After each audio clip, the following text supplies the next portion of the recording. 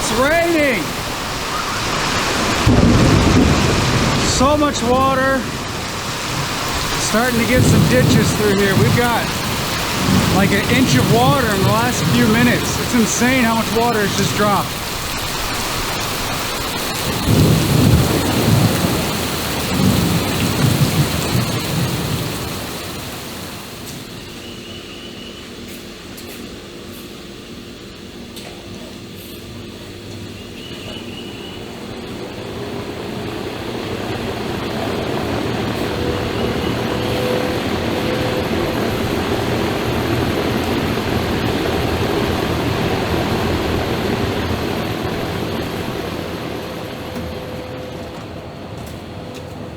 That's something that you need to change the oil in.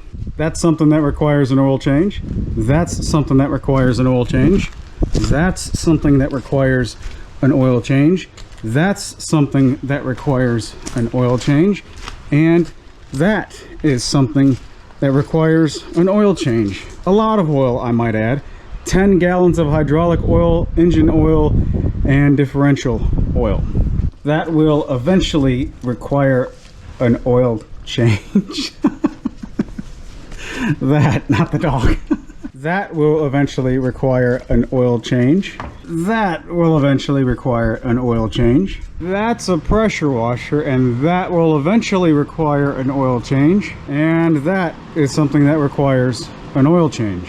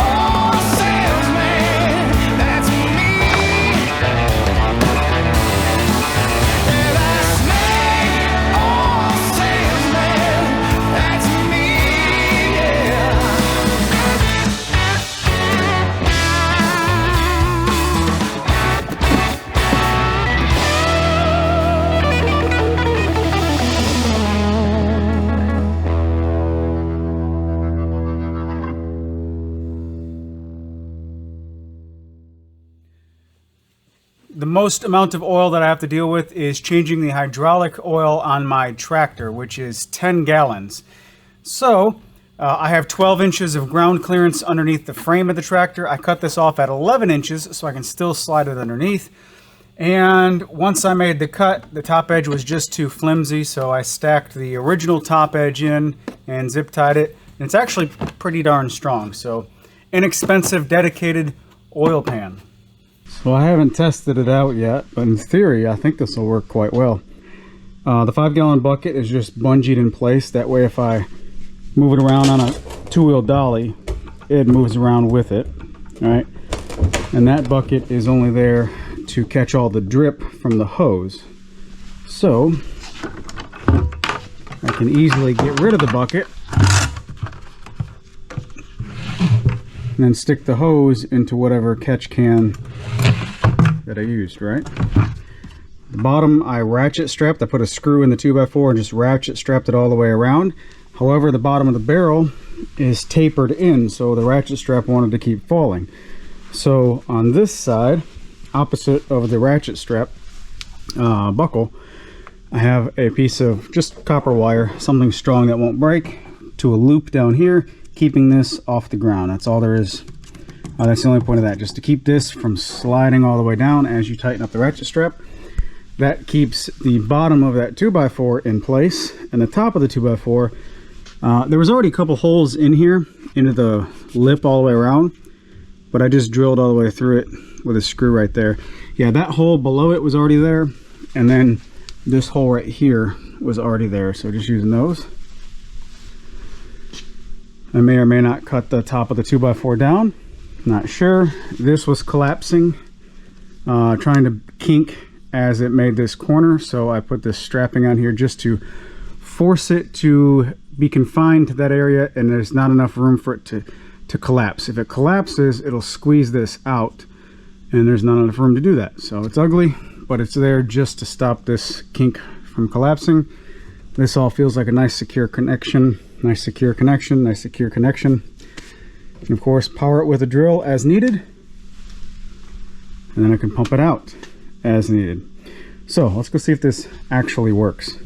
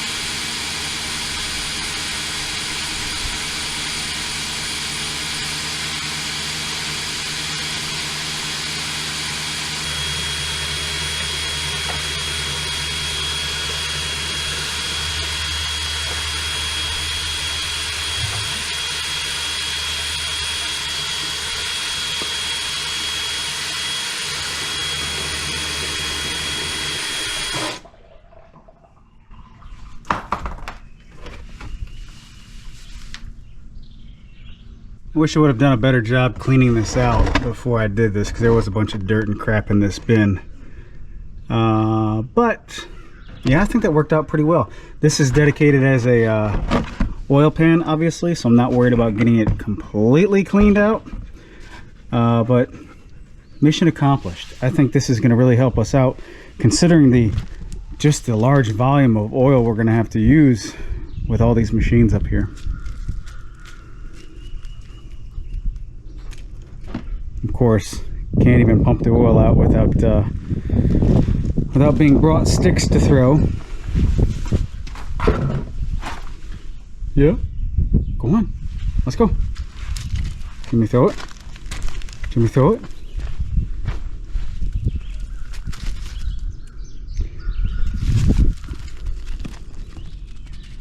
All day, every day.